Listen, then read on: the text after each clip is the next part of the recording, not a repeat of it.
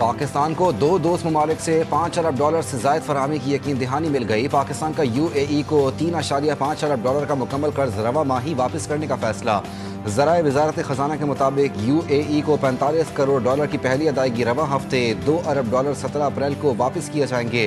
$1 ارب 23 April کو واپس کیے جانے کا شیڈیول۔ ذرائع وزارت خزانہ کے مطابق پاکستان کے زر مبادلہ کے ذخائر قرض کی واپسی کے لیے کافی ہیں۔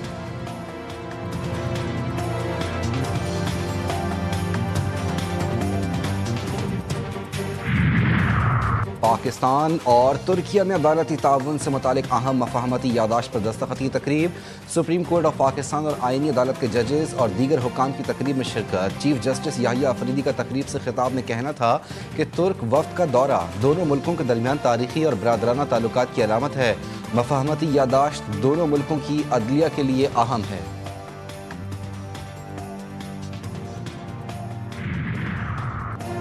حکومت کہتی ہے عدالتیں مداخلت کرتی ہیں، اب خود قانون سازی جیسے مقدمات لا رہی ہے۔ آئینی عدالت کے ریمارکس۔ گلگت بلتستان مجوزہ قانون سازی کا ریکارڈ پیش کرنے کا حکم۔ جسٹس حسن اظہر رضوی نے ریمارکس دیے کہ قانون سازی کے لیے عدالت سے اجازت کیوں مانگ رہے ہیں، قانون سازی کے لیے سینئر سیاستدانوں سے مشاورت کریں۔ جسٹس روزی خان نے کہا یہ سیاسی ایشو ہے، حکومت خود حل کرے۔ جسٹس حسن اظہر رضوی نے ریمارکس دیے کہ پارلیمنٹ کے بحث عدالتوں میں ہو تو نیا پینڈورا باکس کھل جائے گا، عدالت کو تمام فریقین کو نوٹسز دینا پڑیں گے۔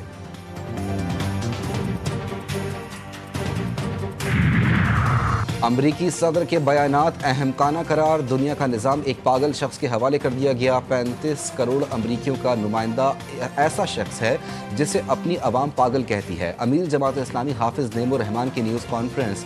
کہتے ہیں اقوام متحدہ کو موجودہ عالمی صورتحال پر نظر ثانی کرنی چاہیے۔ ایران میں روزانہ کی بنیاد پر سویلین آبادی پر بمباری کی جا رہی ہے، ہم دہشت گردوں کو سپورٹ نہیں کر سکتے۔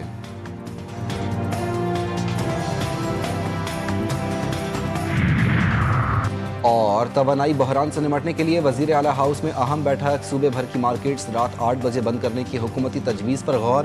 حکومت کی طرف سے تاجر رہنماؤں کو تمام ریسٹورنٹس بھی رات 10 بجے سے بند کرنے پر قائل کیا جائے گا۔ حتمی فیصلوں کے بعد دوپہر 2 بجے وزیر اعلیٰ مراد علی شاہ پریس کانفرنس کریں گے۔ خطے میں کشیدگی خطرناک حد تک بڑھ گئی۔ امریکی دھمکیوں پر ایرانی قیادت کا سخت جوابی پیغام۔ ایرانی رہنما علی اکبر ولایتی نے خبردار کیا کہ اگر امریکہ نے کوئی نئی جارحیت کی تو مزاحمتی اتحاد باب المندب کو بند کر سکتا ہے۔ ایران کی عدلیہ نے بھی امریکی صدر کے بیانات کو شدید تنقید کا نشانہ بنایا۔ کہا کہ ایرانی مزاحمت نے ٹرمپ کو بوکھلاہٹ کا شکار کر دیا ہے۔ نائب صدر محمد رضا عارف بولے دنیا کو دھمکانے والی قیادت دراصل اپنی ناکامیوں کو چھپانے کی کوشش کر رہی ہے۔ ایرانی اسپیکر باقر کالیباف نے ٹرمپ کو متنبع کرتے ہوئے کہا کہ جنگی جرائم اور دھمکیوں کے ذریعے کوئی کامیابی حاصل نہیں کی جا سکتی۔ امریکہ کو الٹیمیٹم کی زبان ترک کر دینی چاہیے، روس کا مطالبہ۔ ایرانی وزیر خارجہ عباس عراقچی سے ٹیلی فونک گفتگو میں روسی وزیر خارجہ سرگئی لاروف نے کہا امریکہ کو صورتحال کی بہتری میں کردار ادا کرنا ہوگا، صورتحال کو مذاکرات کے راستے پر واپس لانا ہوگا۔ امید ہے ایران تنازع ختم کرنے کی کوششیں نتیجہ خیز ثابت ہوں گی۔ فریقین کو سفارتی کوششوں کو نقصان پہنچانے والے اقدامات سے گریز کرنا چاہیے۔ چینی وزیر خارجہ وانگ شی کا روسی ہم منصب سے ٹیلی فونک رابطہ۔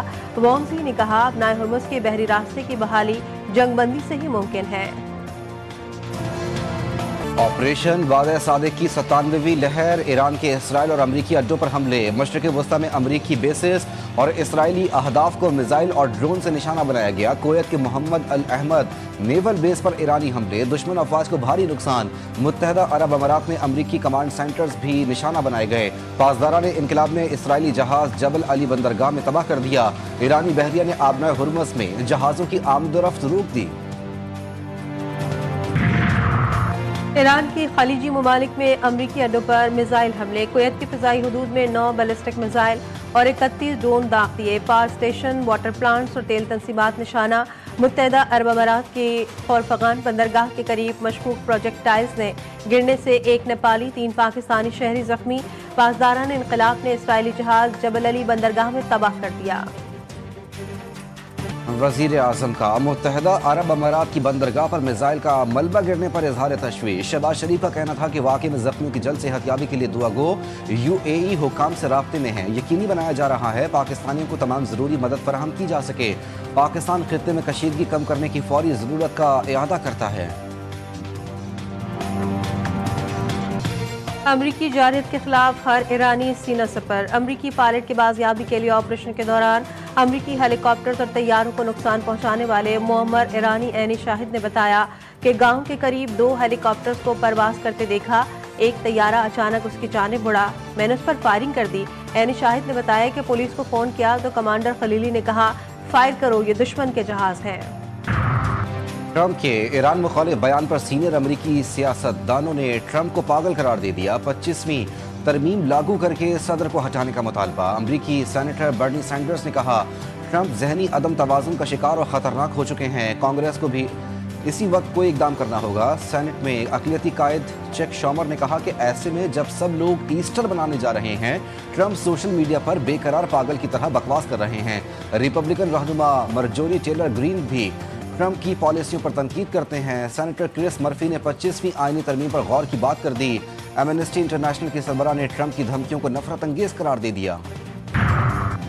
وزیر خارجہ اسحاق ڈار کی سعودی ہم منصب فیصل بن فرحان سے ٹیلی فون پر گفتگو۔ دونوں رہنماؤں کا امن و استحکام کو یقینی بنانے کے لیے کشیدگی کم کرنے کی فوری ضرورت پر زور، دونوں رہنماؤں کا قریبی رابطے میں رہنے پر اتفاق۔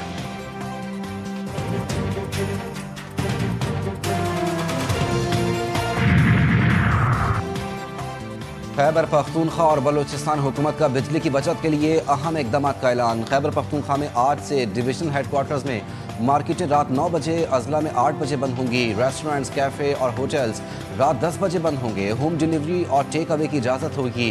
شادی ہالز، مارکیز اور ایونٹس بھی رات 10 بجے تک محدود کر دیے گئے۔ میڈیکل اسٹورز 24 گھنٹے کھلے رہیں گے۔ تندور، پیٹرول اور پبلک ٹرانسپورٹ کو مخصوص حد تک استثناء حاصل ہوگا۔ صنعتی یونٹس اور فیکٹریاں کام جاری رکھ سکیں گی۔ بلوچستان میں بھی مارکیٹس اور شاپنگ سینٹرز 8 بجے بند ہوں گے۔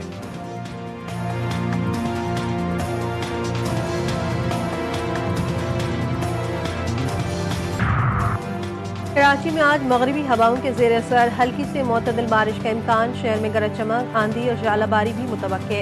محکمہ موسمیات کے مطابق بارش کا سلسلہ وقفے وقفے سے آج رات تک جاری رہ سکتا ہے۔ زیادہ سے زیادہ درجہ حرارت 31 ڈگری سینٹی گریڈ تک پہنچنے کا امکان۔